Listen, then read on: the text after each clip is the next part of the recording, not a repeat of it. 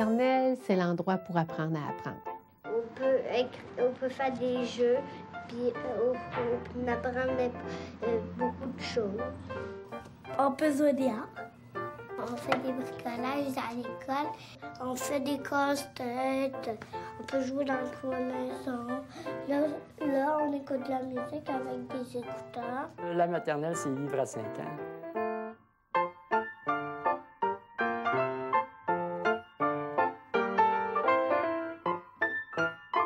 Que l'enfant débute à 4 ou 5 ans, l'éducation préscolaire a un triple mandat. D'abord, celui de donner le goût de l'école, toute la question de la motivation. Ensuite, celui de favoriser le développement global des enfants. Et finalement, de jeter les bases de scolarisation qui lui permettront de continuer à apprendre tout au long de sa vie. Le programme d'éducation préscolaire est maintenant présenté par compétences. Il est en lien avec les programmes précédents, dans le sens où il est axé sur le développement des enfants. Les 6 compétences retenues pour le présent programme sont en lien avec les domaines de développement de l'enfant. Développement psychomoteur, affectif, social, langagier, cognitif et méthodologique. Les activités permettent à l'enfant de développer plus d'une compétence. C'est ce qu'on appelle la transdisciplinarité. Oui, le mot transdisciplinaire ou transdisciplinarité, c'est vraiment une approche qui est collée vraiment au programme d'éducation préscolaire parce qu'il vise le développement intégral de l'enfant, autant social, affectif qu'intellectuel, moteur. Et ce qui est important de considérer, c'est ce mot-là, c'est sa racine. La racine du mot transdisciplinaire, c'est le trans, qui est au-delà des disciplines. Alors, j'entends par discipline les mathématiques, la communication orale ou écrite. Alors, on est là pour favoriser le développement de l'enfant et ces disciplines-là sont à son service. Ce sont des outils. Ce n'est pas une fin, mais c'est des moyens qu'on va utiliser. Alors, tout ça pour favoriser le développement de l'enfant et on va aller chercher toutes sortes d'activités et on va privilégier le jeu, bien sûr. Le jeu est très, très important pendant toute la période de la petite enfance, incluant l'âge de la maternelle. On dirait qu'il y a 4 grands types de jeux. Jeu d'exercice d'abord, jeu symbolique ensuite, jeu de construction et jeu de règles. Le jeu d'exercice, c'est un jeu qui apparaît chez l'enfant très jeune. À l'âge de la maternelle, on va en voir encore apparaître de ce type de jeu-là, sous forme des fois de rituels, de petits jeux moteurs, cordes à danser avec une chanson, avec une comptine, par exemple. Des fois, on joue à Morel, mais sauf différemment. Ça veut dire quoi, ça, différemment? Ben, ça veut dire pas pareil. Alors, le jeu symbolique va être plus prédominant à l'âge de la maternelle. Ben, il y a des poupées, puis on fait semblant que c'est nos bébés, puis il y a plein de vêtements. Ben, il y a des bébés, un chien, puis il y a un papa puis une maman. Dans le jeu symbolique, on joue un rôle, on joue à faire semblant. Le jeu symbolique est important pour le développement social. Il est important aussi pour le développement du langage parce qu'on ne peut pas faire un jeu symbolique sans parler, sans échanger. Il va être cohérent avec son rôle, on va respecter le script, on va planifier beaucoup, donc aussi ça demande des habiletés intellectuelles. On va faire la mise en scène avec des petits personnages, comme ici on a des animaux. Alors ça pourrait être le personnage de l'animal. Là, il y a quelque chose avec un enfant de maternelle, je ne suis pas sûre qu'il serait d'accord parce qu'on a une girafe qui ne va pas dans le même contexte qu'une vache. Mais peut-être que ça sera l'occasion pour l'adulte, justement, de voir que l'enfant ne sait pas que celui-là appartient à la jungle et l'autre à la ferme. Le jeu de construction aussi qui va émerger à la fois du jeu d'exercice et du jeu symbolique, parce que souvent on construit pour faire des objets qui vont servir à des rôles. Et le jeu de construction inclut tout ce qui est art plastique et bricolage, alors tout ce qui est assemblage. La dernière forme de jeu, c'est les jeux de règles, qu'on appelle des fois les jeux de société ou les jeux de table. Mais essentiellement, ce jeu-là aide beaucoup au développement social et moral, à graduellement aller vers des règles plus conventionnelles qui nous initient à la convention sociale. Alors, on va voir aussi là-dedans que toute la question de la culture joue un rôle important. Il faut sensibiliser l'enfant à sa culture immédiate, c'est-à-dire ce qui caractérise le monde dans lequel il vit. Les habitudes, les fêtes, les événements, les types de famille, les habitations, et ainsi l'ouvrir à d'autres cultures que la sienne. On voulait faire un cirque parce qu'on est allé voir que... au musée de la civilisation, puis c'est ça qui nous a donné l'idée. Oui, puis aussi, on est déjà allé au stade olympique. Il faut aussi mettre l'enfant en contact avec des produits culturels riches et variés. Livres de contes, peinture, musique, danse, et même dans le choix des logiciels informatiques. Alors l'enseignant ou l'enseignante aura à tenir compte de cette dimension culturelle tout au long du développement des compétences. Le programme favorise le développement de compétences, comme tous les autres d'ailleurs. À l'éducation préscolaire, elles sont au nombre de 6. Elles sont toutes interreliées les unes par rapport aux autres. Alors, il faut considérer la nature transdisciplinaire de ce programme-là.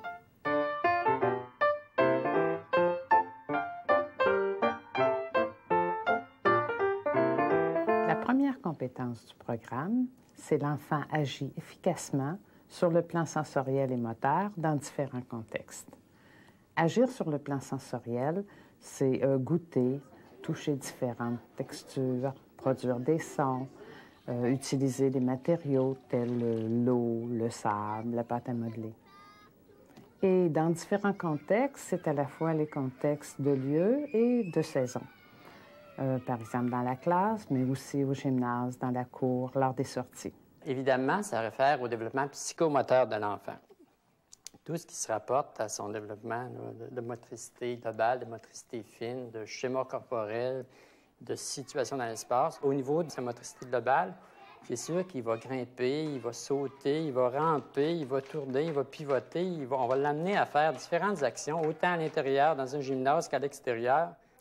Aussi, je développe la coopération avec des jeux où l'enfant va être amené à jouer avec des objets plus gros, comme le parachute, les ballons géants, et le sentiment que l'autre a une force et qu'il a besoin de la mettre en collaboration pour arriver à faire ce jeu. Alors l'enfant s'éveille à ces nouvelles façons de jouer. Il va avoir à développer aussi sa motricité fine, les mouvements plus fins, en termes d'écrire, de déchirer, de découper.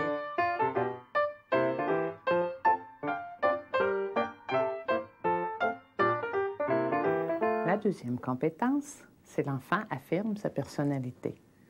Cette compétence vise le développement de l'estime de soi des enfants et s'exprime par des gestes d'autonomie. Disons qu'on pense souvent, quand on parle d'affirmer sa personnalité, on pense à l'enfant peut-être un peu plus extraverti, qui va, par exemple, prendre la parole à la causerie, qui va être un peu un leader dans des activités de groupe, des choses comme ça. Mais il y a aussi des enfants qui vont être peut-être un petit peu plus en retrait, qu'on va respecter aussi dans quelque chose de peut-être un peu plus discret, mais qui vont s'affirmer dans d'autres activités aussi. Et il va prendre des risques aussi.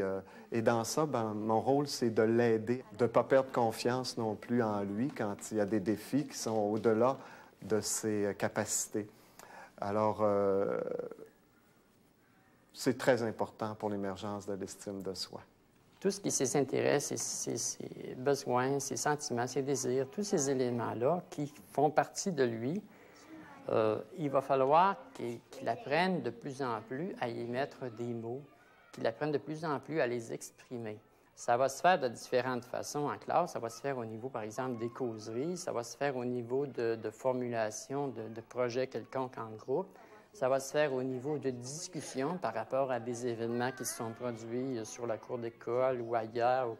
Disons que le secret un peu pour l'enseignant, ce serait de s'assurer qu'il y a une variété de moments ou d'activités qui permettent à tous les types de personnalités de pouvoir s'affirmer.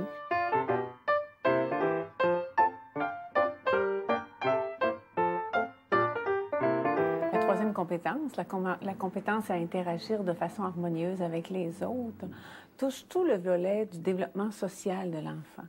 Alors, à travers toute la dynamique d'une maternelle qu'on connaît là, avec des enfants de 4, 5, 6 ans, à travers des jeux, des projets, toutes ces interactions les uns envers les autres, l'enfant est amené à développer, à prendre conscience de sa propre réalité, de la réalité de sa famille, de la réalité de sa communauté, en développant tout un questionnement de l'intérêt par rapport aux autres. Il va se poser des questions, il va se comparer et il va être amené ainsi à avoir une meilleure compréhension du monde qui l'entoure puis de ce qu'il est lui.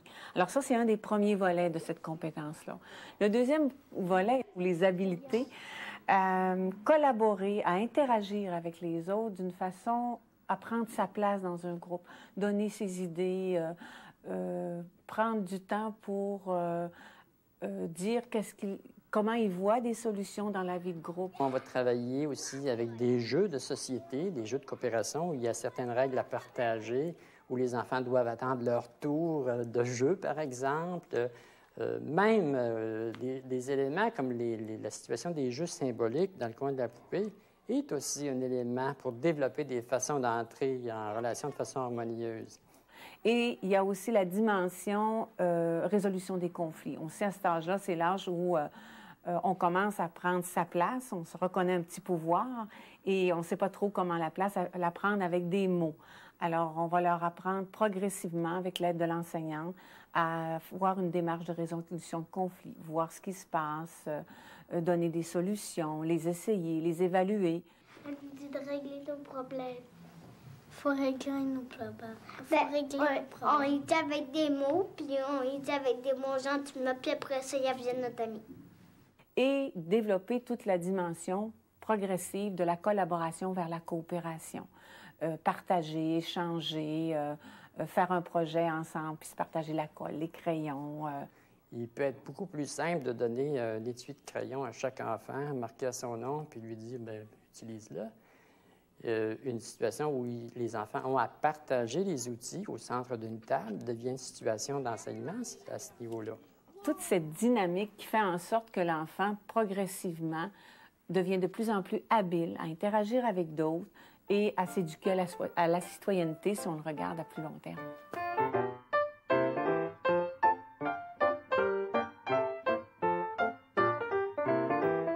La quatrième compétence du programme, qui est communiquée avec les ressources de la langue, vise le développement langagier de l'enfant. Elle l'amène aussi à construire sa pensée, donc il y a l'aspect cognitif du langage qui est là. Toute l'interaction sociale est liée à la communication. À travers toutes les activités de la classe, les routines, les projets, tout ce qu'on met en place pour qu'il y ait une vie dynamique dans la classe, il sera amené à développer des attitudes positives, c'est-à-dire être capable d'écouter l'autre, d'entreprendre une conversation, de donner ses idées au niveau du langage oral. Parfois, on a un sujet libre. Parfois, on parle de notre animal préféré. Des fois, notre ami préféré. Au niveau du langage écrit, ce sera imiter un lecteur et imiter un scripteur. On développera aussi tout le volet de compréhension du message, c'est-à-dire l'amener à porter attention au message, à se questionner s'il ne comprend pas certains mots, à questionner une affiche, à chercher à comprendre le lien entre l'image et les mots, à se questionner, bon, c'est quelle lettre, c'est quel mot, par où je commence à lire, et tout le volet d'utilisation du bon vocabulaire. Des fois, il y a des histoires tristes, des fois, il y a des histoires drôles, des fois, il y a des histoires pas belles. Et il y a tout le volet aussi d'écriture spontanée, où avec les lettres qu'il connaît, par exemple, s'il s'appelle Pierre, puis il connaît les lettres P, E, R, on le laissera jouer pour qu'il qu'il écrive différents mots avec ces lettres-là. Puis progressivement, on lui fera découvrir l'autographe de ces mots-là. Il écrira « je t'aime » en écrivant J-E-T' avec la lettre M. Il jouera avec les sons. « Papa, c'est bien comme chocolat ». Lapin, c'est comme mon nom Martin. Hein? Alors, tous ces éléments-là de production de messages qui sont liés tant à l'oral qu'à l'écrit sont mis en évidence à la maternelle. Tout ça afin que le langage oral se développe, se peaufine, devienne de mieux en mieux et qu'il passe progressivement vers le langage écrit. On fait des écrivages comme les affaires de fleurs. On prend des fleurs, puis on les dessine sur des feuilles, puis là, on marque le nom en dessous, puis là, quand on a fini, on broche les feuilles, puis là, après, ça fait un livre de fleurs, ou bien un livre d'essais. C'est une compétence qui est travaillée à la maison. On commence déjà, puis il arrive avec un bagage à l'école. Et progressivement, elle s'installe pour devenir beaucoup plus articulée et, en secondaire 5, connaître des élèves qui sont capables de faire de l'art oratoire et de grands textes.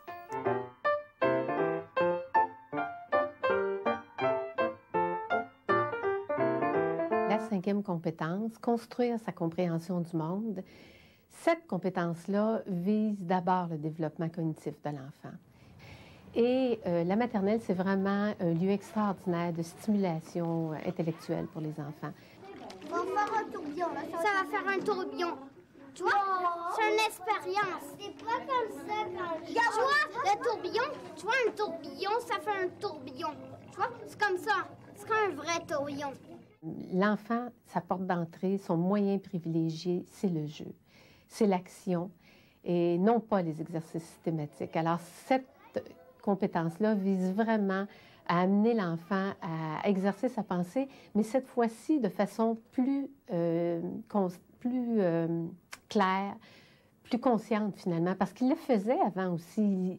Il exerçait sa pensée, il l'a toujours fait, mais là, c'est de façon plus consciente. On va l'amener à explorer différents langages. Et puis ça se fait de façon naturelle, encore une fois. Tout bonnement, un enfant va faire des mathématiques, il va vouloir compter, il pose des questions. Pourquoi que le 4 vient avant le 5? C'est un processus qui est tout à fait naturel chez les enfants. Ces outils-là, les disciplines, encore une fois, ça va être des outils pour lui au service de son développement. Et on va l'amener à développer des stratégies et des démarches. Dans notre classe, on a fait des expériences de quoi il mentait, de quoi il mentait pas. Là. Des démarches de résolution de problèmes, essayer de comprendre c'est quoi le problème, comment on peut faire pour le résoudre, la démarche réflexive, la démarche artistique et la démarche, évidemment, de toute la conscience de l'écrit aussi. Je pense que ça aussi, c'est important. C'est qu'on a passé dans nos têtes on a pensé à des histoires, puis on s'est dit que ça serait une bonne histoire, puis on l'a fait comme histoire. Alors, construire sa compréhension du monde, c'est vraiment par des manipulations, par de l'action, par des jeux que l'enfant va construire, va augmenter toute sa culture.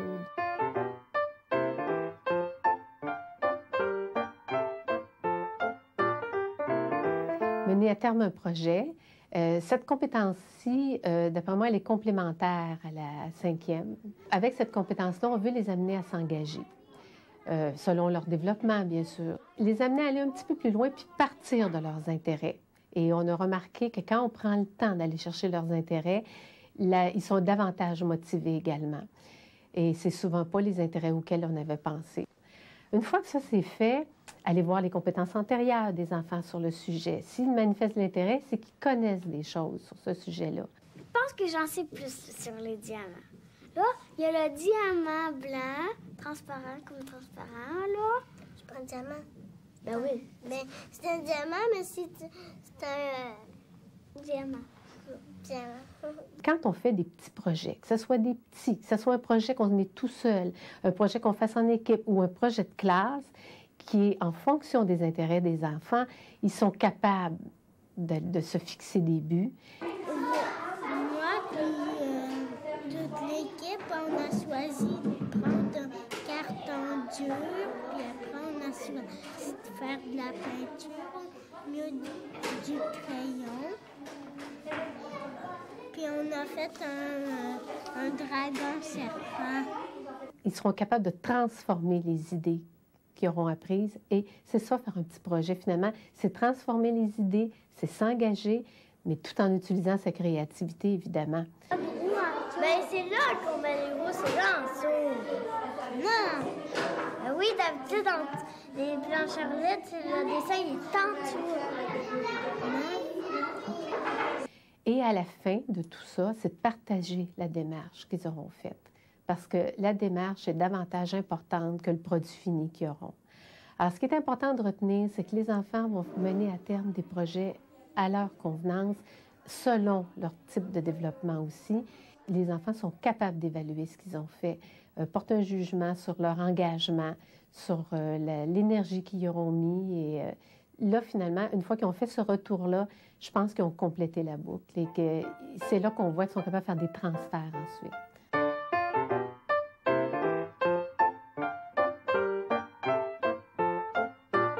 Au préscolaire, on va aussi tenir compte du programme des programmes. Ce programme-là, c'est un lien intégrateur entre toutes les activités éducatives de l'école qui va de préscolaire jusqu'à la fin du secondaire. Dans le programme des programmes, l'une des compétences transversales, c'est d'exploiter l'information. Dans le programme d'éducation préscolaire, on propose aux enfants de rechercher leur information, de l'organiser pour mener à terme les projets qu'ils ont eux-mêmes choisis. Plusieurs thématiques sont abordées avec les enfants et donnent lieu à différents projets. Ces domaines sont de l'ordre de la santé, du bien-être, de la vie en société, des médias.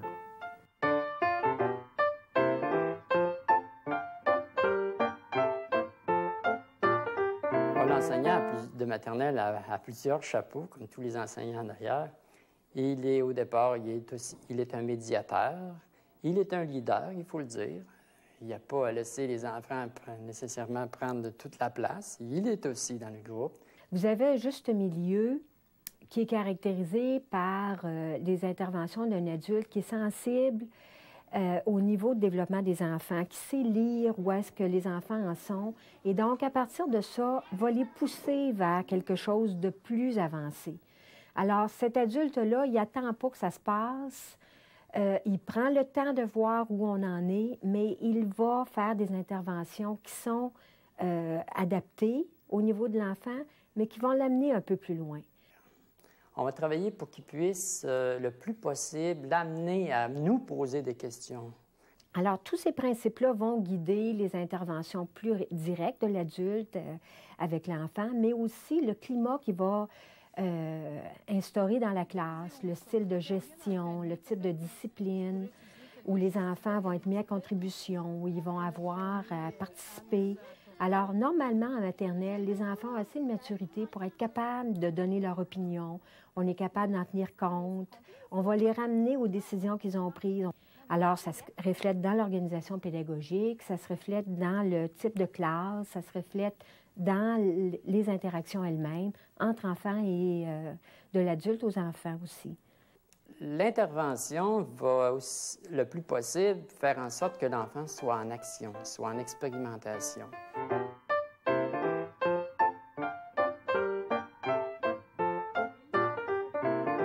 Au préscolaire, les parents sont des alliés essentiels.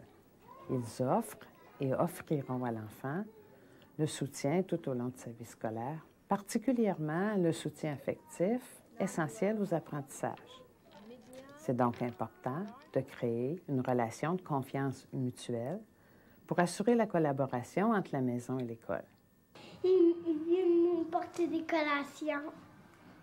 Puis des fois, ils viennent pour aider les amis. Quand on a fait les marionnettes, ils sont venus. À la maternelle, il n'y a pas de devoir, pas de leçon. Cependant, il est important pour les enfants de partager leurs projets, leurs activités et de sentir l'approbation et l'intérêt de leurs parents. Cette façon de faire devrait assurer une collaboration qui pourra se poursuivre au cours du premier cycle du primaire. Parce que quand on est en terminale, on joue, puis quand on est en première année, on écrit. On fait des leçons. Parce qu'en première année, c'est plus dur qu'à la maternelle. Il va falloir écrire des affaires. On va avoir des mathématiques. Puis aussi, on va un petit peu jouer. On prend un livre puis on écrit. Toi? On fait du devoir. Toi? À cause qu'en maternelle, c'est des tables qu'on a, puis en première année, c'est des pupitres. Toi, qu'est-ce qu'il y a de différent? Ben, parce que des fois, on fait des jeux, mais des fois, il y a des mots difficiles à écrire.